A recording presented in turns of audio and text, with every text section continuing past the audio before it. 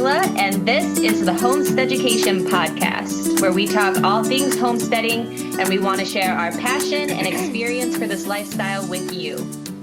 Ready? Ready. Okay. Hello, everyone. Welcome to this episode of the HOMESTEADucation podcast.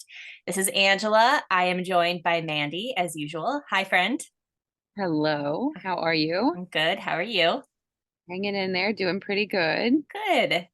So, we actually came up with the idea for this episode based on what we talked about in the last episode. We touched on it. We said we should do an episode on it. And so here we are. Today, we're going to talk about deworming. Sort of what is deworming? Why should homesteaders be doing it or not be doing it? And why both Mandy and I don't follow a routine deworming maintenance plan. Rather, we practice environmental efforts to reduce egg counts rather than relying solely on dewormers. And so we're going to talk a little bit about that. I'm going to talk about it from a permaculture perspective and what I do and what I don't do. And Mandy's going to talk about it from a medical perspective because remember, she has that veterinary background. So, hi. Hi. Talk to us about larvae and parasites and eggs and worms. Oh gosh. I mean, I think as a whole, and you can take out the homesteading piece, if you really want to, like if somebody is listening to this and they don't have goats or horses or sheep or whatever, I mean, this kind of is applicable to any animals. I mean, most people have a dog or maybe know somebody who has a dog, right? So, when you think about deworming, if you've ever been to a vet, which if you have animals, I hope you have, they talk to you about it. It is not absent from any animal's life cycle, right? So, I mean, the terminology you just said is literally just like it's kind of like how we're an embryo and then we are born humans and then we're a newborn and then we're an infant and then we're a toddler. It's kind of just like the life cycle of any type of intestinal parasite, really. And just their little life stages. And you mentioned at the beginning, your kind of permaculture, more, perspective on this.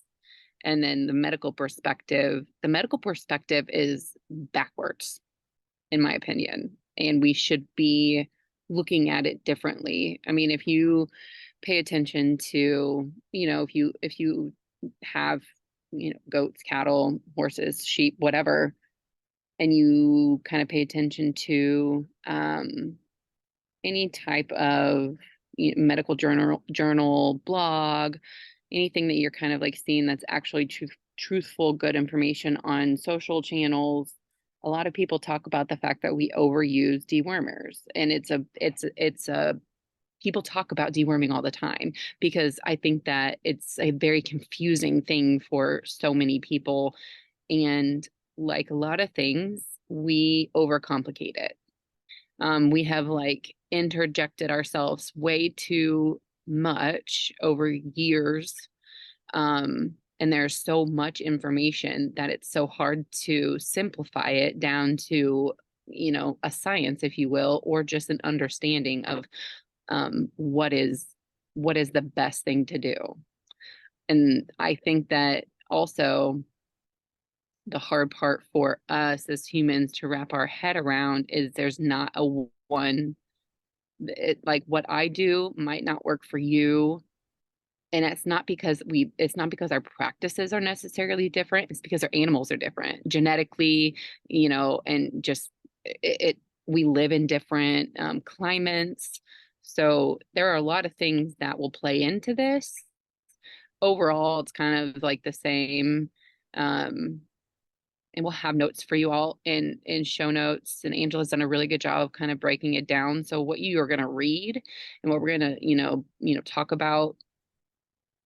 And then obviously you going forward and doing your own research, it is applicable to everybody, but then you also need to fine tune it, right, to you. Yeah, it's like anything else, like planting a seed. You have the basic Totally. instructions for planting a seed, but you're going to do it at a different time. You're going to Yeah. amend your soil differently. It's that kind of thing. Yeah. Um, it's funny when I adopted Finnegan 7 8 years ago now, he was a rescue, an Amish rescue, and they told me, coming in from the auction, he has scratches and he has worms. And I was like, okay, good to know. I'll get the things that I need and I'll be ready. And being a new horse owner at the time, just having gotten my other horse dozer, several months prior, I signed up for the maintenance deworming plan. I did the one that you're supposed to do in the Hmm. spring, and then I did the other one that you're supposed to do in the fall. And I lined it up with right around shots time. It was a routine. What was really interesting and what kind of got me off the routine deworming schedule is that Finnegan, being as old as he was and coming from the environment that he did, he could not shed his worms. And by that, I mean, he could not kick them. We could not get rid of them. We could not get them to an acceptable level. And so sometimes when he would pass manure, it would look like spaghetti. And here I am going through all of the dewormers. And finally, what kind of kicked it for a very, very short period of time was using the 5-day Panicure Power Pack, Hmm. which is like a super knockout dewormer. But then they would come back. And so then I would use the Panicure again. And it was kind of for me like, what am I going to use when this doesn't work anymore? And I should not constantly have to be reusing the same thing over and over again. This is a short term solution. This is not a long term solution. So I started turning to environmental factors. And that's really when I got serious about rotational grazing, Hmm. learning about how that affects egg counts, knowing that he was a shedder, and then also employing other species to help break up that life cycle. And we'll talk about that here. But for me, that was my firsthand brush with it the first time. The second time was when I did bring in sheep. About a year ago, I had a vet come out and run fecal counts on my sheep, and she was asking me, do you regular deworm them? And I said, no, I do rotational grazing with different species. And she kind of copped an attitude. She didn't believe me that it was going to work. And I said, run their fecal count. And their formaggio was fine. Um, the fecal counts were incredibly low, and she was surprised. And she's like, okay, you got this. It's fine. It Yeah. works. It's science. It It does. works. It really does. And if like we stopped talking right now, and it's not always possible, right, for people to rotationally graze. I mean, depending on where people are, sometimes you don't, you have enough land for, like for your animals, right? But you may, um, well, gosh, climate change. There are a lot Climate of change and stocking density. Like, don't yeah, there are oversaturate your so many land. things, yeah, that are going to play into it. But if you don't take anything else away, and if, I mean, really honestly, I mean, if you could change or, I don't know, alter one thing about the way that you practice, it really is is paying attention to the environment. Um, it really is. I mean, like it's a huge factor into parasite prevention and control. Environment Um, meaning what Mandy's talking about is the fact that when you have animals that eat off the ground yeah, where they also shit, right? yeah, You're going to run into a contamination issue yeah, unless it's properly managed. That's what the environment is. We're trying to manage where our animals are grazing and how long they're there for so we can reduce exposure to parasites. yeah. Um, I mean, honestly, I mean, we've talked about it in so many episodes, and you see it everywhere. I mean, husbandry. I mean, this will fall directly in line with animal husbandry, and it it's not just like getting the animal and riding the horse or milking the goat. I mean, there are so many other things that actually really are going to play into it. So, um, you mentioned Famancha. If people aren't familiar with what that is, it really is just like, I mean, there's a scale and you can look it up online, and there are cards that you can like keep in your barn or something like that. But everybody, has their phone with them, pro and a con all the time. So you could just Google it and look it up. But you're kind of like looking at their anemia level of the animal. A lot of these intestinal parasites will feed on, well, I mean, they suck blood, I guess, to completely reduce it down. So it will cause an animal to be anemic, and a lot of times they will have pale mucous membranes or pale under, like you pull their eye back. I'm doing it, but like nobody can see me. You can see me. Look, I'm not anemic at all. It should be red. It should be healthy pink. It should be healthy pink. Yeah. So that's what Angela means when she said that earlier. But I mean, I don't think that, I don't know. I'm not gonna read through, verbatim everything that you have typed here, but I am reading it right now, and it's very important for, I mean, these bullet points that you have here are really helpful to people. I mean, Okay, oh, go go. ahead. Go ahead. Go ahead. No, I was just gonna, I mean, my experience is largely goats and, I mean, horses and things like that. But when, I think that when people are struggling or with parasite control or prevention, first of all, let me back up.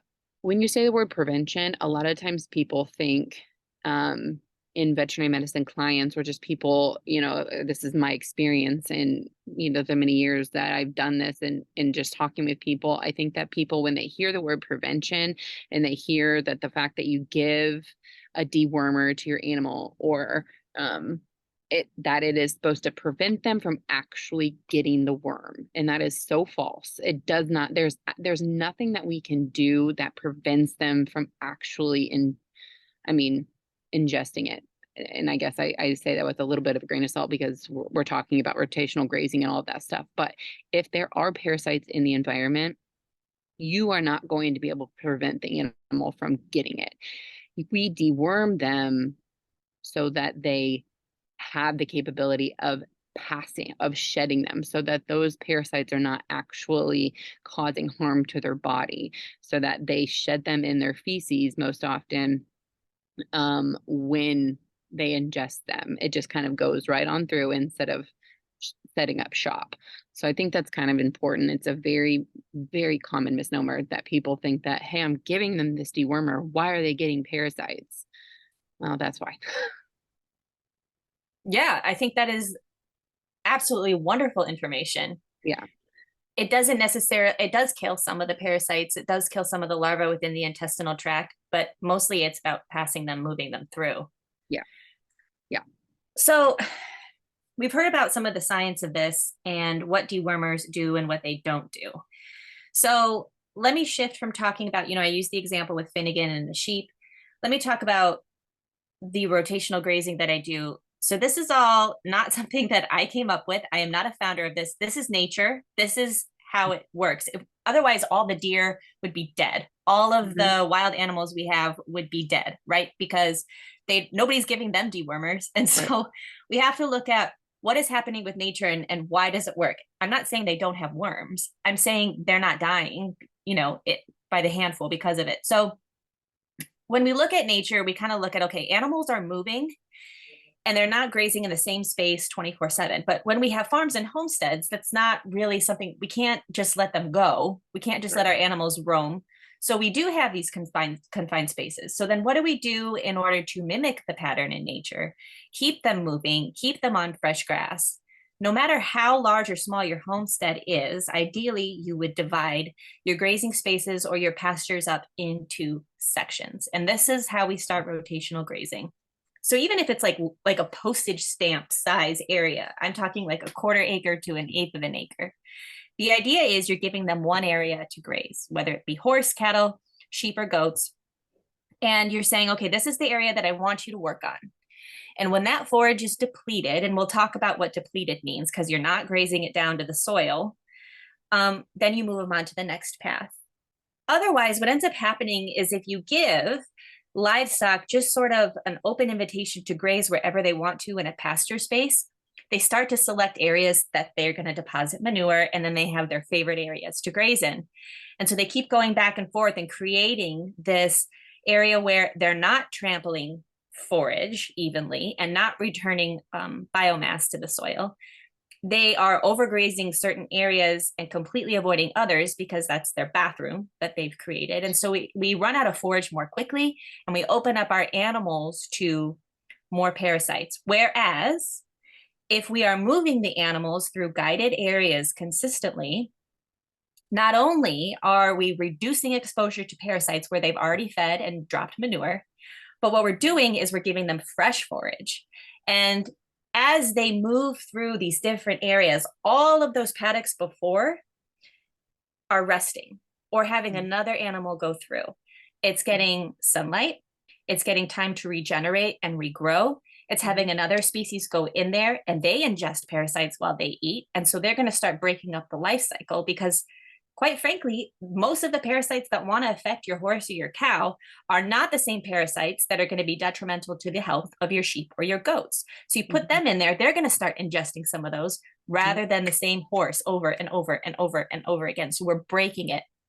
But then when you let land have time to rest, you have better quality forage because it's had time to grow. Those parasites cannot find their desired host, they die off. But also, you're allowing dung beetles to go in and break down that manure. You're really just, you're facilitating a healthy grazing environment, and not by giving them new pasture spaces. Literally, you're taking the same pasture that you have and you're just breaking it up. And so animals ideally would have enough forage in a paddock or a grazing space for about 5 to 7 days. People get hung up on days and timelines. It's not about days. If you grow crops or if you've grown a garden, then you know that in some seasons your plants grow faster and in other seasons they slow down, and it has to do with light, temperature, water intake, etc. So instead of focusing on days, look at a pasture space and focus on forage height. So I allow my animals to enter when my grassy forages, like my ryegrass or whatever, triticale, reaches 8 to 10 inches high. For things like alfalfa, clover, any vetch or legumes you might have your animals on, those need to be 10 to 12 inches high. That is when the field should be open. I pull my animals at about 6 inches personally. You never, ever, ever want to move animals after forage is either eaten to the ground or when it falls below 4. 4 inches is the bare minimum. Why? Because scientifically proven that plants cannot grow back quickly. They actually take 1 to 2 weeks longer to regrow because you've gotten too close to the root system. When an animal grazes too close to the root system, now the plant has to put its energy into sort of reestablishing root structure and, very fundamental plant tissue before it can just regrow those leaves. I feel like I've been talking forever. Do you want to take over? You have not, no, this is good. This is this is so okay. good. Okay, so that's why we don't go below 4 inches. Like I said, if you could pull earlier, especially if you're having other animals come through, like myself for the sheep, they'll come through after the horses, I need to leave some forage for them. But also the really great thing about this system is that depending on what forage you have in your paddocks or your pasture spaces, your animals are going to eat different forage types. And so things that the horses might not like, the sheep might love. Or if a horse might not like a plant that's growing in your space with like a more woody stem, the goats are going to go right after that, right? Oh yeah. So now it's like we basically have a really great lawnmower that's coming through and evenly chopping down everything. So if you can break your pasture down so that you have enough to sustain animals for 3 to 4 weeks, that would be your bare minimum before you would want them to go back to the first pasture they started in. So if we can move them through pastures 1, 2, 3, 4, 5, 6, 7, and they're each there for 4 days, that's 28 days, right? That gives that first initial plot so much time to regrow before any animal is reintroduced, which not only means that forage has time to recover, but those parasite eggs hatched, the larva couldn't find a host, and they died. Yep. Because life cycle, typically, it's going to vary in length depending on your intestinal parasite, but most of them are going to have around a 16 to 21 day, which is why all of this makes perfect sense, right? So, if you extend it past that 3-week mark, Um, and Angela and I actually talked about this when we had an issue really for the first time ever here. Um, but heat and things like that are going to play into it too. So, but I mean, we're talking like high heat. So, I mean, that doesn't really help a lot of people for an extended period of time, but it's really that time, that length in time, that your intestinal parasites are going to go through their life cycle, and they're going, once they are mature, if you will, in the environment, if they don't have a host, like Angela said, they're going to die off. And so then you can reintroduce your animals back to a pasture that is, I'm not going to say not contaminated, but less contaminated. I mean, because when you think about all of this, um, and like maybe you ask yourself, how do animals get intestinal parasites?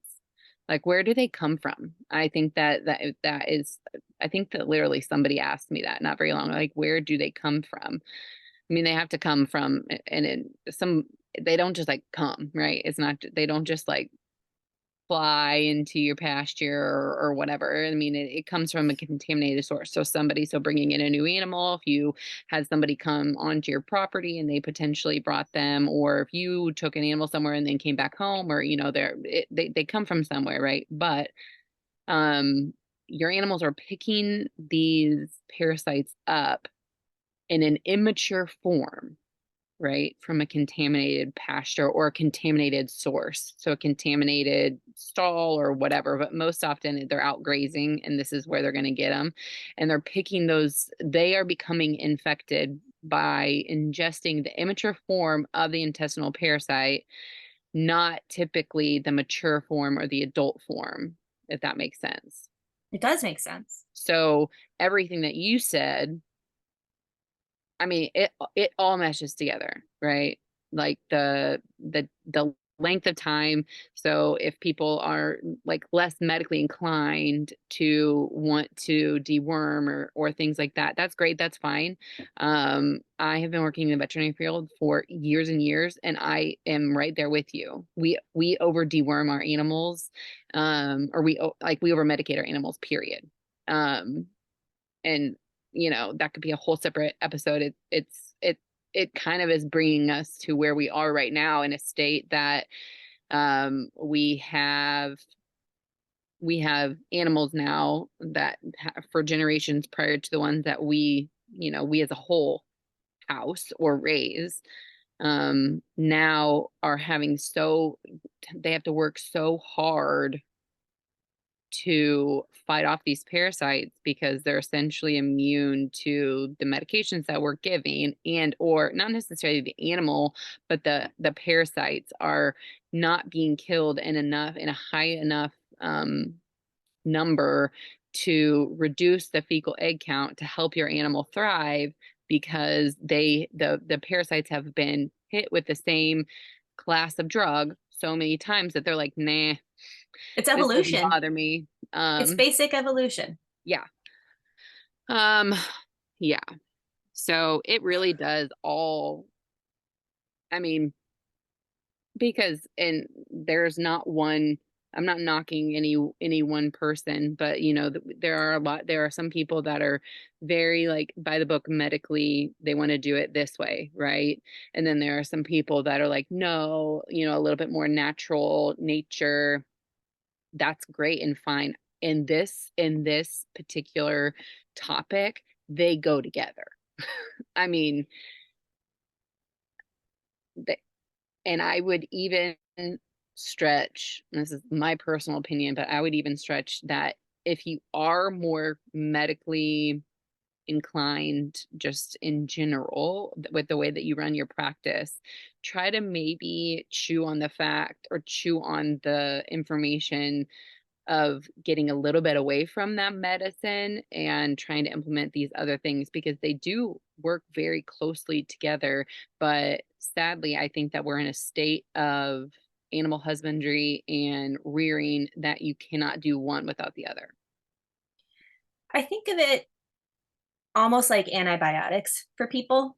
Yeah. I try to humanize things a lot because I think people that are maybe new to homesteading and don't have a lot of exposure to animal care, obviously they are people as well. And so they have experiences of their own. And so I try to anthropomorphize things in a way that makes things more approachable. And I think we don't walk around, whether you are for, against antibiotics, but nobody walks around taking preventative antibiotics. Right. Nobody takes preventative antibiotics spring and the fall. And I know bacterial infections are different from worms. I'm just using this as sort of a crude example.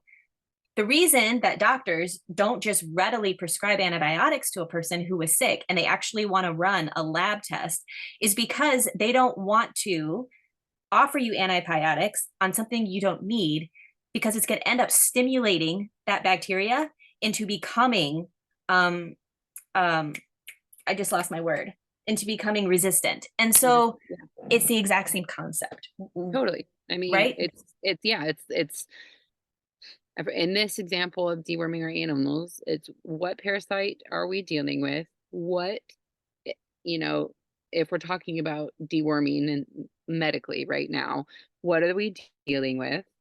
What is going to be susceptible to that specific parasite versus just like throwing a dart in the dark.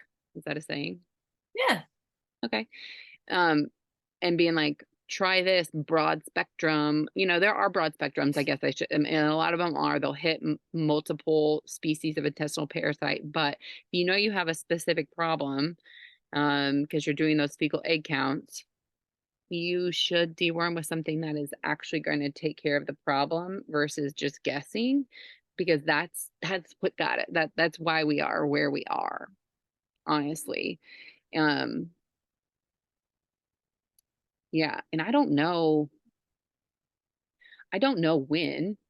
I guess I don't know when it became more of like a mainstream thing for goats to be like in the forefront of having such parasite resistance. I don't know if it's because goats became more popular.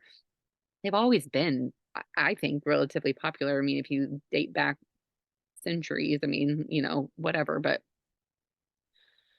they also weren't deworming back then. So I don't know when it became more of a thing, but if you talk to any like equine veterinarian, a lot of times, and you've mentioned it earlier, you've used the word at least, a lot of times in large herds of horses or very big like show barns or things like that, they will go in and they will deworm a heavy shedder versus just deworming everybody. Because honestly, I mean, it's kind of like with us. Like, if you look at our guts, if you look at us, like, we do have healthy bacteria. Like, nobody is void of that, right? Like, nobody is void of it on your skin. It's not like we're just like sterile walking around, right? It's the same for our animals. Um, but we've come to a place where they don't have the capability um of managing on their own, because we have kind of like backed them into a corner. And again, these are all my personal opinions, but I mean, we've kind of put them in a place where they don't have the capability of managing without our sometimes extreme help when it comes to like these schedules of deworming. And I think that, like, I know you have been asked, because I have been asked so many times, like, what is your deworming schedule? And I mean, I think that people are kind of just like, when you're like, well, we don't routinely deworm, and some people are like, what? Like, it's very confusing, I because almost that's say it's kind a of little like taboo. that's what we're told to do, right? um yeah, I don't know, I but think we are not saying do not ever deworm. If there no, is a problem, if you totally. have a sick animal, especially with a heavy parasite load, deworm.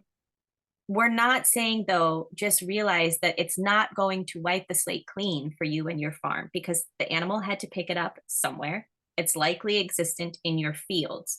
So if you don't change your field or pasture practices, it's going to return. And I think then if you have good pasture practices, proper rotational grazing, especially co-species grazing, Yeah. you are reducing your parasite load to a level that is manageable for the animal. And then also, it's just also just giving you more forage and more quality forage. I mean, it's kind of a win-win.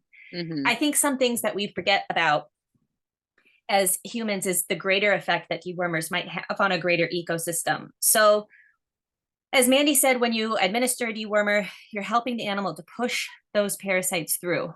That dewormer doesn't die, it's still active in that manure heap. If that manure is dropped on the soil, that dewormer actually has an effect on additional life. And so the dewormer doesn't know the difference between a strong guile and an earthworm. It's just going to kill worms. So some of the things that dewormers affect negatively when overused or not used appropriately would be killing off protozoa, killing off earthworms in your soil types. They're also really harmful to dung beetle populations, Mm-hmm. which are incredibly important to the natural process of decaying or breaking down manure. Yeah. But also, like we touched on, it just builds up resistance in your animals. And so I think maybe just question, like Mandy was saying, what appropriate usage is. I think that's just where we need to stop. And I think that's the good evaluation point is you don't need to get away from it altogether. You don't Mm-hmm. need to rely on it. It should be an integrated pest management program Mm-hmm. that the dewormer is only a small fraction rather than the whole thing. I mean, you really used word like the integrated parasite prevention or Yeah. pest management, however you want to look at it, is very um, highly sought after, or very heavily discussed right now in the veterinary field. I will say that there are some actual, and this is more like on the cattle side, but it's when you, I mean, a lot of times when you think about ranches and how cattle are raised, it's hard to um in such high numbers that people do routinely deworm, because that's just kind of like that's the easiest way and that's the best way. Um, um, uh, but there are, and pat on the back to, medicine, if you will. But there are some classes of drug or that are dung beetle safe. And it actually is um so important. And it, because it's all just like a huge ecosystem. We impact the animal impacts us, and everything in between. Um, Now I lost my train of thought because I was really excited about sharing that. But that, I mean, but oh, I was gonna just share because you had said, we're not telling people not to do it. I mean, we don't routinely deworm here. And by routinely deworm, it's kind of like how you said, we don't do it in the spring and the fall, like just willy-nilly. Our main animal is goats. Um, we kind of discussed in the last episode very briefly that um, we dealt with um, homunculus, intestinal parasite, very badly a few months ago and lost an animal because of it. And so we did deworm everybody then. And not because we didn't have a choice, but like we kind of didn't have a choice.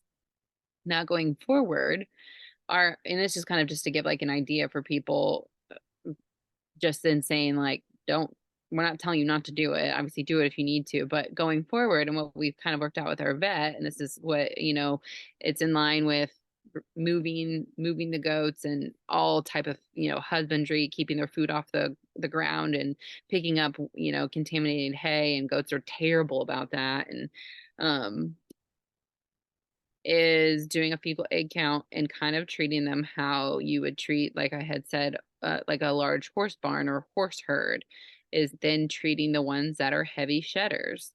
And, we're not going to get into, I won't get into it like a whole bunch, but there are actually people that do this for a living, like with goats or sheep or cattle. And like, if you have an animal, or we'll say one, maybe whatever for this example, and they are a heavy shedder, you cannot get their parasites under control. They're constantly shedding, no matter your best efforts. Some people will actually cull that animal because it,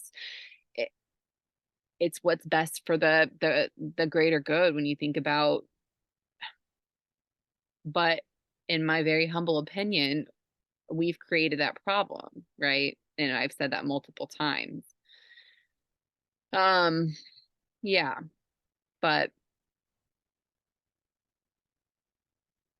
the medical side of this, and the, Angela's side of more the permaculture side, they are so intertwined. Um, yeah, I mean, and I hope that people can kind of see that. Um, because I mean, it's by evidence of literally like talking about the life cycle, and the days that it takes for an animal to mature, and then the recommendation of the rotational grazing. I mean, like, I don't know what what other Well, information is necessary there. the conversation doesn't stem from a place of rebellion. We're No, not saying that medical industry is trying to make your animals sick. We're no, not trying to be completely holistic and off grid and deter you from using traditional medicinal therapies in exchange for herbs. We're not doing any of those things. If that's where you are, is in one of those camps, fine. What we're just saying is Mandy and I get a lot of questions about why we aren't on routine deworming maintenance plans. And this is yeah, why, because we go beyond relying on the dewormer. It's not uh, the only effort we make towards reducing egg counts. It is a yeah. very, very, very small part. I would say it's the smallest part of it. Yeah, I would agree. I would totally agree. It's a very common question, and I think that, or I hope that this kind of like sheds light a little bit. It may, I mean, if it helps a couple of people, kind of just, it seems extremely daunting and overwhelming. However, it's just not. Um, Well, just like talk to your vet, you yeah, there know, you go. And run egg counts. Like yeah, they're your vet's happy to take your money and run some labs. yeah, You they know, are. when I do my vaccinations, because contrary to what we're saying about dewormers, I do vaccinate. We Yeah, have a high population of things here that require vaccinations, in my opinion. And when we do those vaccinations, I request fecal counts. I want to know how we're doing parasite wise. And I think that's a good habit to get into. So if you're skeptical, run an egg count. Take them off the dewormer one season. Run an egg count. See how it's looking. Are there any environmental factors that you can change to maybe decrease that egg count? And I think that's just a really good place to start. Always interact with your animals. Know what the healthy animal looks like as opposed to the sick animal, the lethargic animal, the yep, anemic animal. All of these things, despite good rotational grazing practices, can creep up like with Mandy, and they do need to be paid attention to. So yeah, all that to say, we have some references in the show notes. I do get notes sometimes about where the show notes are. If you are listening on a podcast player such as Spotify or Apple Podcasts, when you click on the episode, right, it shows you a description as to what the episode is about. Underneath the title, that's the show notes, is that description. So we have some references in there for you to take a look at. These aren't just humble bloggers' opinions. I have a Penn State Extension article study for you to look at. I have a dewormer resistance article that's out there from Cornell. So just some more food for thought. Anything else to add? no, I mean, I think that, you know, no, I think that, I hope that we help people, because like we kind of said at the beginning of when we first started talking, just try not to oversimplify it, you all. I mean, overcomplicate it. Definitely simplify it. Don't overcomplicate it, because it is not as complex as you probably think. I mean, and you're not alone in thinking that, oh my gosh, I have no idea. There are 700 different choices, and what do we do, and when do we do it, and when's the best time, and how am I supposed to, it's just, read the notes, and kind of maybe listen to the episode more than once, and we're always here if you need help. Yeah, absolutely. If you are rotationally grazing or you learned something from this episode that you're going to implement on your farm, we would love to see. Tag us. You can tag one of our accounts on Instagram. You can tag the podcast account, which is just the name, Homestead Education Podcast. That's also on Instagram. We would love to see. We'll repost Yes. and reshare. We want this to be a conversation. Yes. All right. Thank you for your time today, Mandy. Thank you. And thank everybody. We hope you have a really good rest of the week. Okay. Hang in there. Bye. Bye. Thank you so much for tuning in to this episode of the HOMESTEAducation podcast. Any relevant material will be put in the show notes. We hope you'll share our episodes and also click that subscribe button. For more information about this podcast, you can visit us on Instagram at HOMESTEAducation Podcast. Angela can be found online at axeandroothomestead.com and on Instagram at axeandroothomestead. Mandy can also be found online at thefarmermandy.com and on Instagram at Wild Oak Farms. We'll see you next time.